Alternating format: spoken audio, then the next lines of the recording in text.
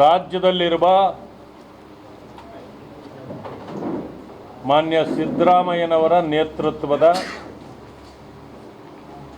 ಕಾಂಗ್ರೆಸ್ ಸರ್ಕಾರ ಸಾಧನೆಗಳ ಸಮಾವೇಶದ ಹೆಸರಿನಲ್ಲಿ ವಿಜಯನಗರ ಜಿಲ್ಲೆಯ ಹಂಪಿ ಐತಿಹಾಸಿಕ ಸ್ಥಳದಲ್ಲಿ ಸಾಧನೆಯ ಸಮಾವೇಶ ಅಂತ ಮಾಡಿದ್ದಾರೆ. ನನ್ನ ಪ್ರಕಾರ ಕಾಂಗ್ರೆಸ್ನ ಸಾಧನೆಗಳು 0 ಜನರ ವೇದನೆಗಳ ಸಮಾವೇಶ ಅದಾಗಬೇಕಾಗಿತ್ತು.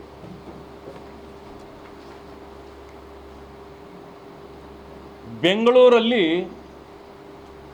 ರಸ್ತೆಗಳಲ್ಲಿ ಓಡಾಡಲಿಕ್ಕೂ ಕೂಡ ಆಗ್ತಾ ಇಲ್ಲ ಜನರಿಗೆ. ಯಾಕೆಂದರೆ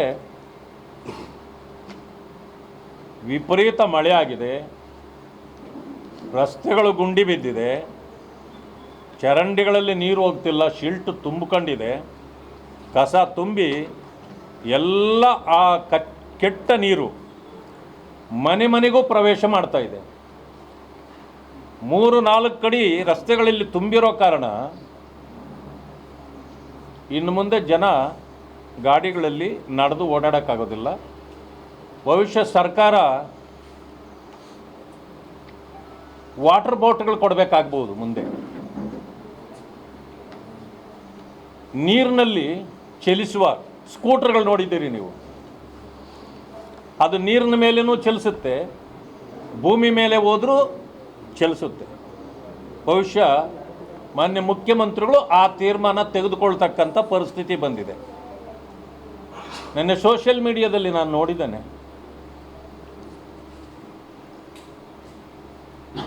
ಹೆಣ್ಣುಮಕ್ಕಳು ಸೋಷಿಯಲ್ ಮೀಡಿಯಾದಲ್ಲಿ ಹಾಕ್ಕೊಂಡಿದ್ದಾರೆ, ನೀವೇನು ಗೃಹಲಕ್ಷ್ಮಿ ಅಂತೇಳಿ 2,000 ಕೊಡ್ತಿದ್ದೀರೋ, ನೀವು 5 ವರ್ಷ ಕೊಟ್ಟಿದ್ದೂ ಕೂಡ ನಮ್ಮ ಮನೆಗೆ ನೀರು ನುಗ್ಗಿ ಹಾಳಾಗಿದೆಯಲ್ಲ ವಸ್ತುಗಳು, ಅಷ್ಟನ್ನು ಖರೀದಿ ಮಾಡಲಿಕ್ಕೆ ಸಾಧ್ಯ ಇಲ್ಲ ಅಂಥೇಳಿ ಹಾಕಿದ್ದಾರೆ. ಇದು ಅಲ್ಲಿದು ಮಾತ್ರ ಅಲ್ಲ, ಎಲ್ಲ ಜಿಲ್ಲೆಗಳ ಪರಿಸ್ಥಿತಿ ಹೀಗೆ ಆಗ್ತಾ ಇದೆ. ತಗ್ಗು ಪ್ರದೇಶಗಳಲ್ಲಿ ನೀರು ನಿಲ್ತಾ ಇದೆ. ಇದಕ್ಕೆ ಏನು ಉಪಾಯ ಮಾಡಬೇಕು ಅನ್ನೋದು ಸರ್ಕಾರದ ಗಮನದಲ್ಲಿ ಇದ್ದಂಗೆ ಕಾಣೋದಿಲ್ಲ. ಇದು ಒಂದು ಕಡೆ ಆದರೆ, ಈ ಸರ್ಕಾರದ ಸಾಧನೆ, ದೊಡ್ಡ ಸಾಧನೆ ಏನೆಂದರೆ ಭ್ರಷ್ಟಾಚಾರ ಕಮಿಷನ್ ಒಡೆದಿದ್ದೇ ದೊಡ್ಡ ಸಾಧನೆ ಇವರು. ಇವತ್ತು ಭ್ರಷ್ಟಾಚಾರ, ಬೆಳಗ್ಗೆ ಯಾರಾದರೂ ವ್ಯಾಪಾರಿ ಅಂಗಡಿ ತೆಗೆದ್ರೆ ದೇವರಲ್ಲಿ ಬೇಡ್ಕೊಳ್ತಾರೆ, ಇವತ್ತು ನನಗೆ ಒಳ್ಳೆ ವ್ಯಾಪಾರ ಆಗಲಿಪ್ಪ ಅಂತ. ಆದರೆ ಈ ಸರ್ಕಾರ ಬೆಳಗ್ಗೆ ಕಚೇರಿಗಳು, ಸರ್ಕಾರ ಮಂತ್ರಿಗಳು ಸೇರಿದಂತೆ ಅವರ ಕಚೇರಿ ತೆರೆದ ತಕ್ಷಣ ಅವರು ಕೂಡ ಪ್ರಾರ್ಥನೆ ಮಾಡ್ತಾರೆ, ಇವತ್ತು ನಮ್ಮದು ಒಳ್ಳೆ ವ್ಯಾಪಾರ ಆಗಲಿಪ್ಪ ಅಂತ. ಯಾವ ವ್ಯಾಪಾರ ಅದು? ಭ್ರಷ್ಟಾಚಾರದ ವ್ಯಾಪಾರ. ಈ ರೀತಿ ರಾಜ್ಯದ ಖಜಾನೆಯನ್ನು, ಜನರನ್ನು ಲೂಟಿ ಮಾಡ್ತಕ್ಕಂಥ ಸರ್ಕಾರ, ಇಂಥ ಕೆಟ್ಟ ಸರ್ಕಾರವನ್ನು ನಾವು ಯಾವತ್ತೂ ಕಂಡಿಲ್ಲ. ಸಿದ್ದರಾಮಯ್ಯನವರು 5 ಲಕ್ಷಕ್ಕೆ ಅವರ ಏನೋ ಭಾವ ಇದನ್ನ ಆಗಬೇಕು, ಹೆಂಡತಿಯ ಅಣ್ಣ ಭಾವ ಇದ 5 ಲಕ್ಷಕ್ಕೆ ಜಮೀನು ತಗೊಂಡು 62 ಕೋಟಿ ಕೊಟ್ಟರೆ ನಾನು ಇದನ್ನು ಸೈಟ್ಗಳನ್ನು ಕೊಟ್ಬಿಡ್ತೇನೆ ವಾಪಸ್ಸು ಅಂದರು. ಅದು ಇಲ್ಲೀಗಲ್ ಅಂತ ಆಮೇಲೆ ಗೊತ್ತಾಯಿತು. ಇನ್ನು ತುಂಬ ದಿವಸ ಇದನ್ನು ಇಟ್ಕೊಂಡ್ರೆ ನನ್ನ ತಲೆ ಹೋಗುತ್ತೆ ಅಂತೇಳಿ ರಾತ್ರಿ ತಗ್ಗಲ್ಲ, ಬಗ್ಗಲ್ಲ, ಜಗ್ಗಲ್ಲ ಅಂದರು. ಮತ್ತು ಯಾಕೆ 14 ಸೈಟ್ಗಳನ್ನ ವಾಪಸ್ ಕೊಟ್ಟರು? ಅದು ಇಲ್ಲೀಗಲ್ ಅಂತ ನಿಮಗೆ ಗೊತ್ತಾಯಿತು, ವಾಪಸ್ ಕೊಟ್ಬಿಟ್ರಿ. ಮಾನ್ಯ ಮಲ್ಲಿಕಾರ್ಜುನ್ ಖರ್ಗೆ ಅವರು, ಪ್ರಿಯಾಂಕಾ ಖರ್ಗೆ ಅವರು ಮತ್ತು ಅವರ ಕುಟುಂಬ ಏರ್ಪೋರ್ಟ್ನ ಪಕ್ಕದಲ್ಲಿ, ಬೆಂಗಳೂರಿನ ಏರ್ಪೋರ್ಟ್ನ ಪಕ್ಕದಲ್ಲಿ 1 ಎಕರೆಗೆ ಇವತ್ತು 20 ಕೋಟಿ ಆಗುತ್ತೆ. 5 ಎಕರೆ ಜಮೀನು ತಗೊಂಡ್ರು. ಭಾಳ ಲೀಗಲ್ಲು ನಾವು ಹಾಗೆ ಎಂದು ಅವರು ರಾತ್ರೋರಾತ್ರಿ ಕೊಟ್ಟುಬಿಟ್ರು. ಯಾಕಂದರೆ ಇಲ್ಲೀಗಲ್ ಅಂತ ಗೊತ್ತಾಯಿತು. ಒಂದು ಕುಟುಂಬಕ್ಕೆ, ಅದರಲ್ಲೂ ರಾಜಕೀಯದಲ್ಲಿ ದೊಡ್ಡ ಎತ್ತರಕ್ಕೆ ಬೆಳೆದು ಅಧಿಕಾರದಲ್ಲೇ ಇರೋರು ತಗೊಳ್ಳಂಗಿಲ್ಲ. ಅವ್ರಿಗೂ ಅರಿವಾಯಿತು, ವಾಪಸ್ ಕೊಟ್ಬಿಟ್ರು. ಆದರೆ ಒಂದು ನೀತಿ ಪ್ರಾರಂಭ ಆಯಿತು, ಕದ್ದ ಮಾಲು ವಾಪಸ್ ಕೊಡ್ಬೋದು, ವಾಪಸ್ ಕೊಟ್ಟ ಮೇಲೆ ಕೇಸ್ ಇಲ್ಲ ಅಂತಾಯಿತು. ಗುಲ್ಬರ್ಗಕ್ಕೂ ಇದು ಆಗತ್ತಾ? ಇನ್ನು ಮುಂದೆ ಯಾರಾದರೂ ಇಲ್ಲಿ ಕದ್ದರೆ ಸಹಜವಾಗಿ ಕಳ್ಳತನಗಳು ನಡೀತದೆ. ಸಿಕ್ಕಾಕೊಂಡ ಮೇಲೆ ಕದ್ದ ಮಾಲು ವಾಪಸ್ ಕೊಟ್ಟರೆ ಕೇಸ್ ಇಲ್ಲ ಅಂತೇಳಿ ಪೊಲೀಸ್ ಸ್ಟೇಷನ್ಗಳಿನ ಮೇಲೆ ಬೋರ್ಡ್ ಹಾಕ್ಬೋದಾ? ಇದು ನನ್ನ ಪ್ರಶ್ನೆ. ಹೀಗೆ ಲೂಟಿಯಲ್ಲಿ ತೊಡಗಿದೆ. 187 ಕೋಟಿ ವಾಲ್ಮೀಕಿ ನಿಗಮದ ಹಣ ತಿಂದು ಮುಖ್ಯಮಂತ್ರಿಗಳು ಸದನದಲ್ಲಿ ಒಪ್ತಾರೆ, ಅದು 187 ಕೋಟಿ ನಾವು ತಿಂದಿಲ್ಲ, ಬರೀ 87 ಕೋಟಿ ಮಾತ್ರ ಅಂತ. ಅಂದರೆ ಸತ್ಯವನ್ನು ಒಪ್ತಾರೆ. ಪರಿಶಿಷ್ಟ ಜಾತಿ ವರ್ಗಗಳಿಗೆ 42,000 ಕೋಟಿ ಒಂದು ವರ್ಷಕ್ಕೆ ನಾವು ಅವರ ಅಭಿವೃದ್ಧಿಗೆ ಇಟ್ಟಿದ್ದೀವಿ ಅಂತಾರೆ. ಇದುವರೆಗೂ ಅದರಿಂದ ಗ್ಯಾರಂಟಿಗಳಿಗೆ ಸುಮಾರು 39,000 ಕೋಟಿ ಬಳಕೆ ಮಾಡ್ಕೊಂಡಿದ್ದಾರೆ. ಮತ್ತು ದಲಿತರ ಉದ್ಧಾರ ಎಲ್ಲೇ ಆಯಿತು? ನೀವು ಗ್ಯಾರಂಟಿಗಳ ಘೋಷಣೆ ಮಾಡಿದ್ದು ಎಲ್ಲರಿಗೂ ಫ್ರೀ ಅಂತ, ಮತ್ತು ದಲಿತರಿಗೆ ಯಾಕೆ ಫ್ರೀ ಕೊಡಲಿಲ್ಲ? ಬೇರೆಯವರೆಲ್ಲರಿಗೂ ಖಜಾನೆ ಹಣ ಕೊಟ್ಟು ದಲಿತರ ಅಭ್ಯುದಯಕ್ಕಾಗಿ ಇಟ್ಟಿರ್ತಕ್ಕಂಥ ಹಣವನ್ನು ನೀವು ಅವರಿಗೆ ಕೊಟ್ಟು ಅದು ಹೇಗೆ guarantee ಆಯ್ತದು?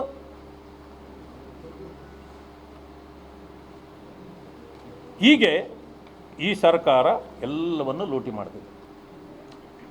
Current bill, electric bill ಎಷ್ಟು ಸಾರಿ ಹೆಚ್ಚಿಸಿದ್ರು? ಪದೇ ಪದೇ ಹೆಚ್ಚಿಸ್ತಾನೆ ಇದ್ದಾರೆ.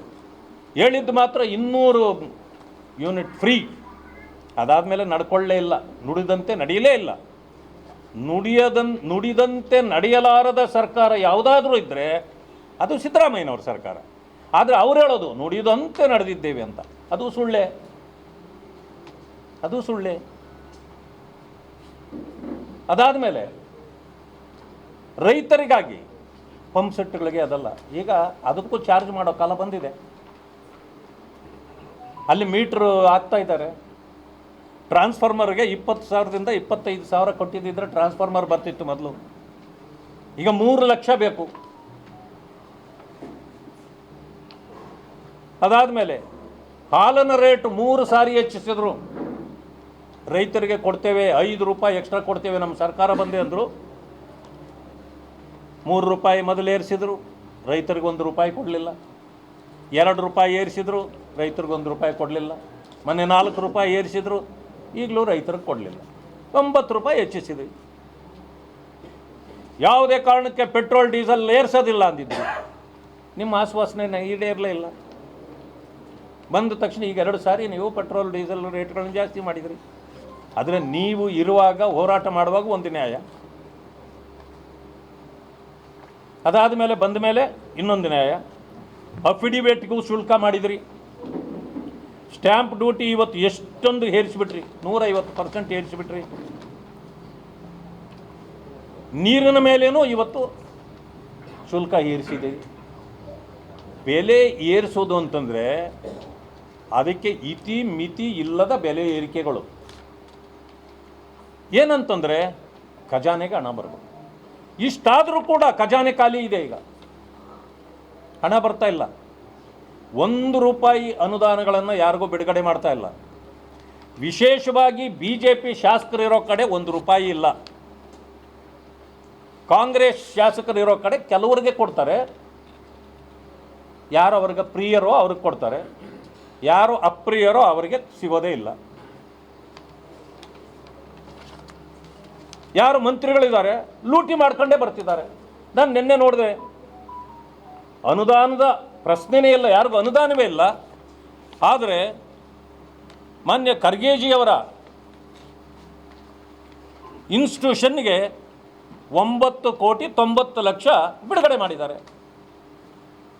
ಆದರೆ ರಾಜಕೀಯವಾಗಿ ಇನ್ಫ್ಲೂಯೆನ್ಸೇ ಇಲ್ಲದೆ ಇರೋರ ಗತಿ ಏನಾಗಬೇಕು?